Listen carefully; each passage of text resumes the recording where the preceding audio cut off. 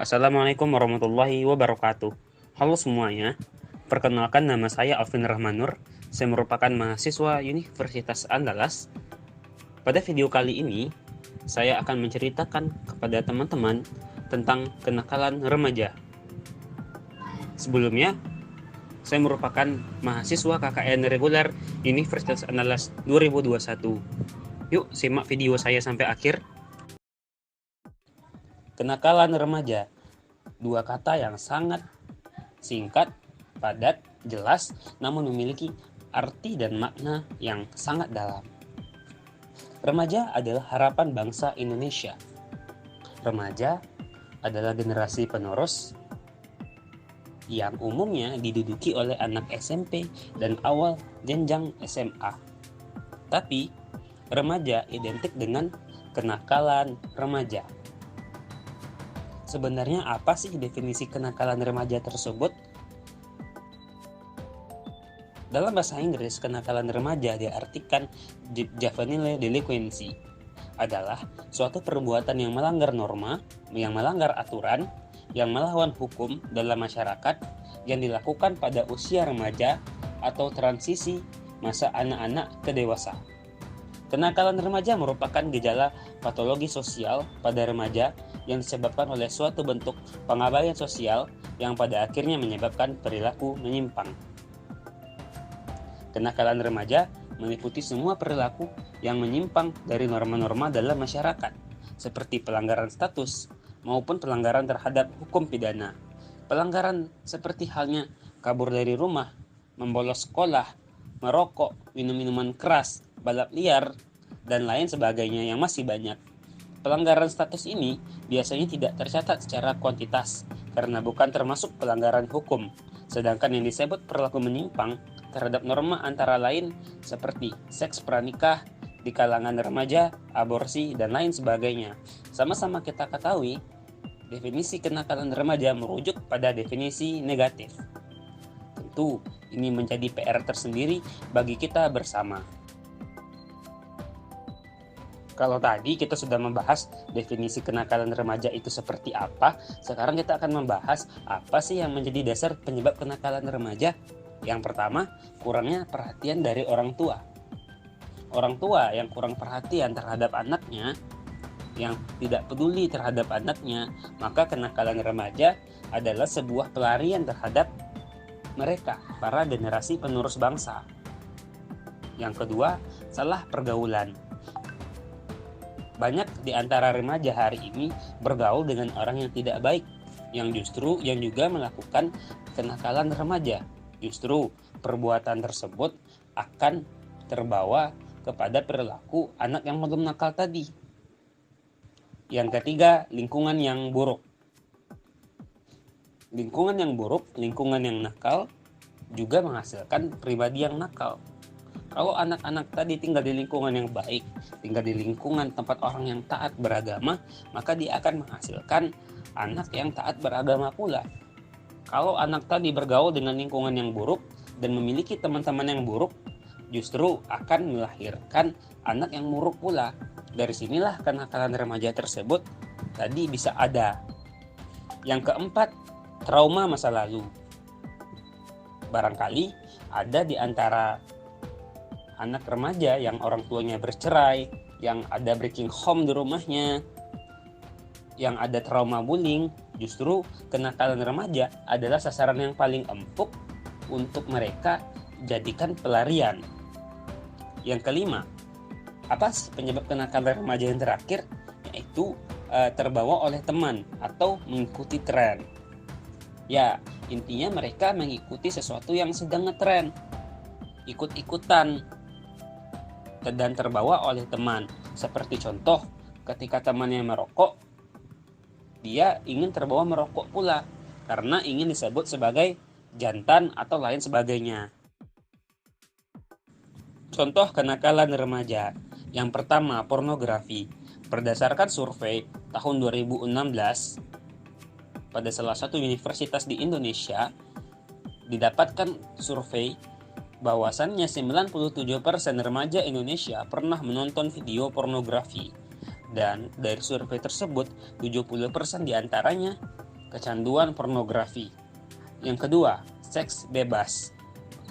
Banyak kita pungkiri bahwasannya remaja sekarang sudah melakukan seks bebas di luar nikah, yang biasanya diawali dengan pacaran yang tidak sehat.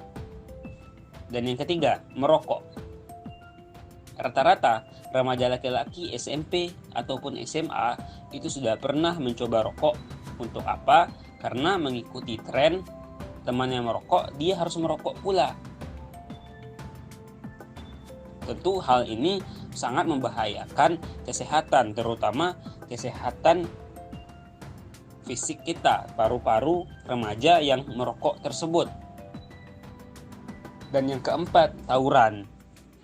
Biasanya tawuran dilakukan oleh para remaja saat mereka sedang pulang sekolah atau saat jam istirahat berlangsung.